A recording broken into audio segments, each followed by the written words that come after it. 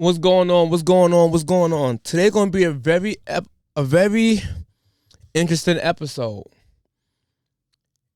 And I also, first of all, hello, how y'all doing? Welcome to another episode of Foreign Insight Podcast with your host, Maddox. Like, share, subscribe, and let's get into this. Who remember when I did a video on the stabbing of young Samyia, Spain, who was stabbed and killed in Brooklyn? And a story was going around saying that he unalived her because she refused to give him her number. That was the news. That was the story going around on the news. Remember that? Take a look.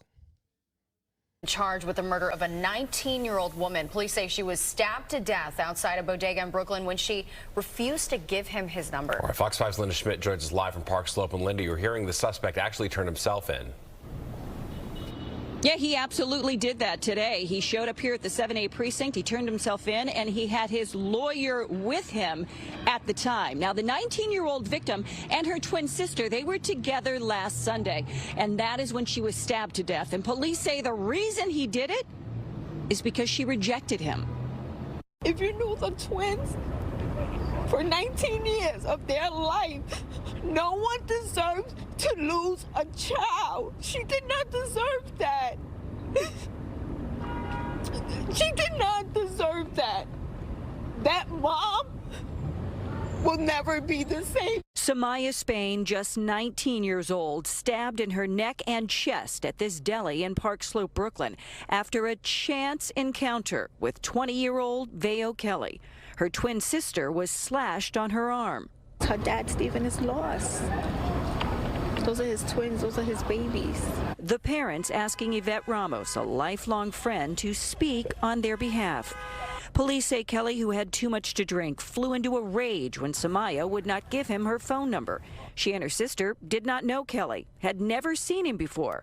But to pacify him, she gave him her Instagram handle. Okay, she don't want to give you her number. She gave you her Instagram. That still don't give a reason to kill her. So now that y'all see that, now, here's what I had to say that day as well. Rest in peace to the young lady. Yes. And the crazy part about it is, allegedly, how the story went, is that this guy murdered her because he wanted the number, I guess, and she didn't give him the number. So basically turned down his advances and basically he wilded out. Yeah, he killed right? her. Stabbed her and the sister or something like that. For the family, yo, God bless y'all. My condolences to you and the family.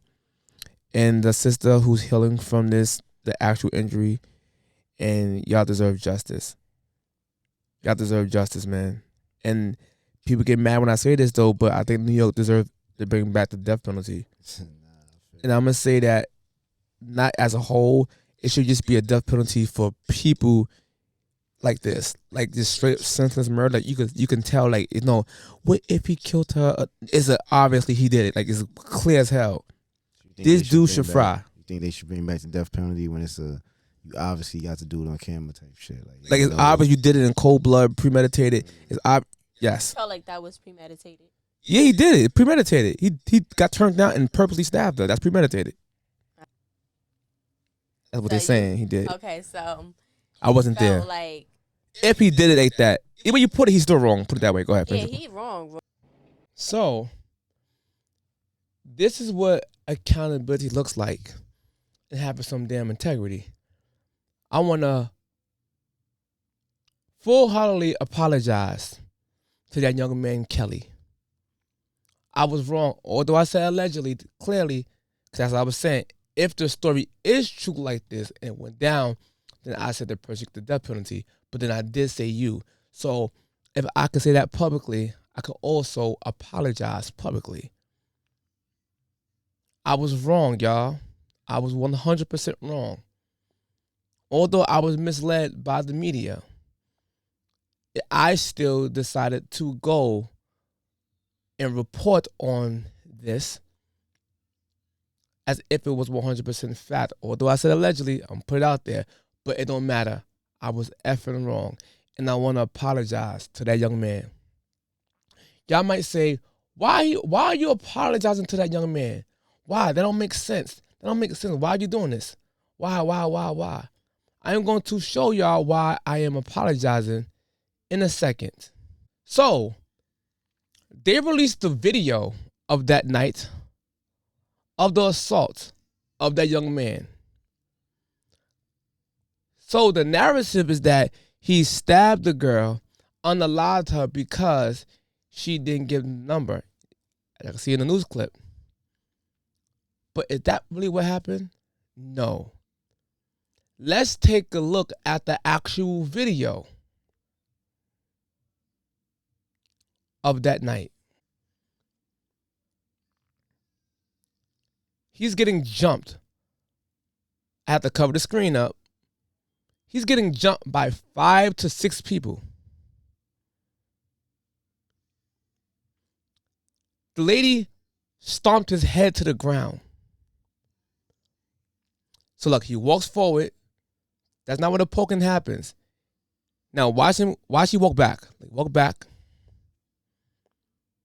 He's standing there. They run back up to him, trying to fight him again. And that's when the poking actually happened. That's what they're saying on the news. This whole thing is sad, man. This whole thing is sad.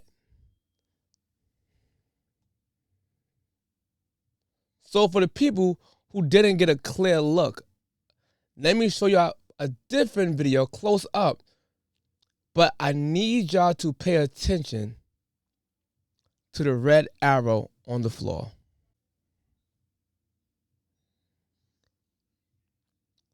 That's the blood dripping down. See, the floor is clean now. It's clean. But when he starts swinging, boom, blood. That's where he hit her. So, the poking narrative was fake.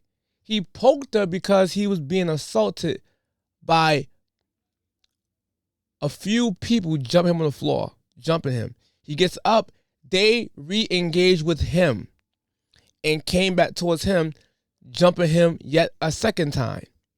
And that's when the poking happened. Now, one can argue, when he was getting jumped on the floor, had he used the poker then, it would have been clear self-defense. But once the fight stopped happening, and then they re-engaged into another fight, that is a whole different altercation now. Now, they're trying to say, did he use the right force in the second fight versus the first?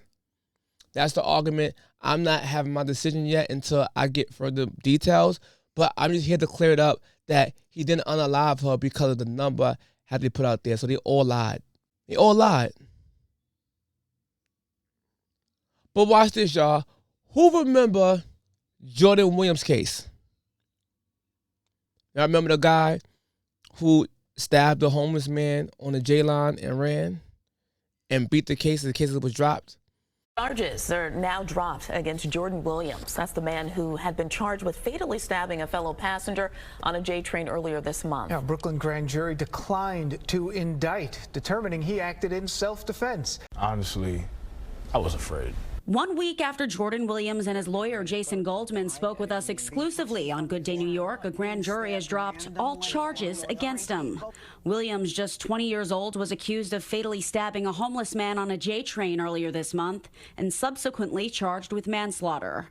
Williams testified before the grand jury for about 45 minutes, saying that he acted in self-defense after the victim, DeVictor Udrago, punched his girlfriend in the face. Video filmed by another passenger and shown to the grand jury reportedly corroborated that. Could they say it was self-defense because the homeless man hit him or hit his girlfriend and he defended himself in a fist fight? So hear me out, y'all. If Jordan Williams beat the case in a one-on-one fight and used a knife on a train and stabbed a homeless man in a one-on-one fight, and he beat the case flat out, no trial, no nothing, by that logic alone, you would have to free him. Because in fact, he was jumped by multiple people and his head was stomped to the ground. They could have killed that man. And then not only that, they re-engaged with him. Again, can a reasonable person fear for their life in that moment? I'm being attacked by multiple people. Can that person fear for their life? I'm just asking. Not a legal expert. I'm just asking a question. Because if that guy, remember we're setting precedents here. If that guy got into a fist fight with another man, a homeless man, fist fight, and he stabbed the guy and killed him and got off in a fist fight, shouldn't he get off when he was being jumped by multiple people? Like 5 people jumping him, stomping his head to the ground? Shouldn't he get off? I'm just saying. So, RIP to Samyia Spain, regardless. It's super unfortunate, man. And this is the reason why I don't believe all women. This could have been avoided. Why are y'all jumping this guy? Y'all jumped this man, stomped his head to the ground and everything. Why this video wasn't released when it first happened, but no, they went with the narrative. And even me, I actually was wrong on this case too, because I said he was wrong. No, I said that he unallowed the girl over a number, and that's not what happened. See me, I can apologize and say what I'm wrong. So that guy, Kelly, if you ever come across this video, once again, I want to apologize, and I'm dead ass sorry for saying you should get the death penalty. Because at the end of the day, that was wrong of me. But my stance remains the same on DP. Let's say a guy out here just unalive a woman because they don't get him the number, or they get mad. Those people deserve to be DP'd. Just not you. So, are we going to be fair and tell the truth? That this man was jumped? Nobody mentioned that at all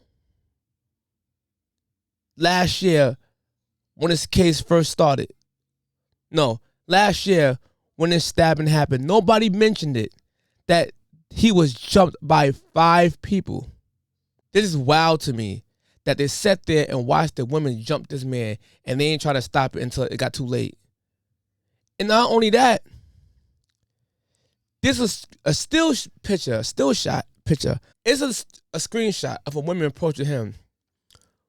And it looks like she had a knife in her hand.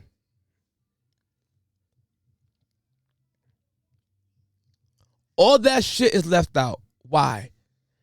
And this is the message to the fellas out there. Fellas.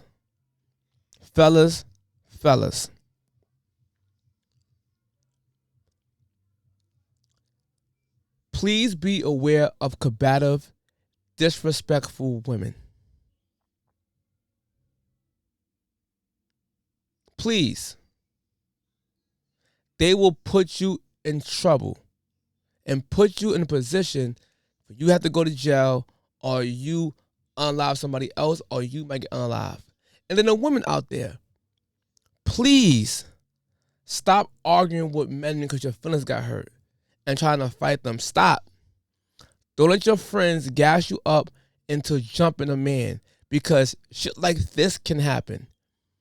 It's a tragic story, and I'm on no one side. I'm just telling you how I see it. This can be a clear case of self-defense. And no one wants to admit it, but I'm objective here. If you're going to argue the whole thing, scenario, then self-defense. But they're probably going to charge it as 2 different fights and saying, all right, in the second fight, wasn't it reasonable to stab her because she hit you? Your life wasn't in danger in that moment in the second fight. They might go that route. But then he could say, nah, I was scared for my life because I got my head stomped and they might jump me again, which 2 of them just did. If I didn't poke them, the mob would have came on me again. He has a legit argument. Well, RIP to her, still, RIP to her. It's unfortunate, man. So, that's it. Here's the story.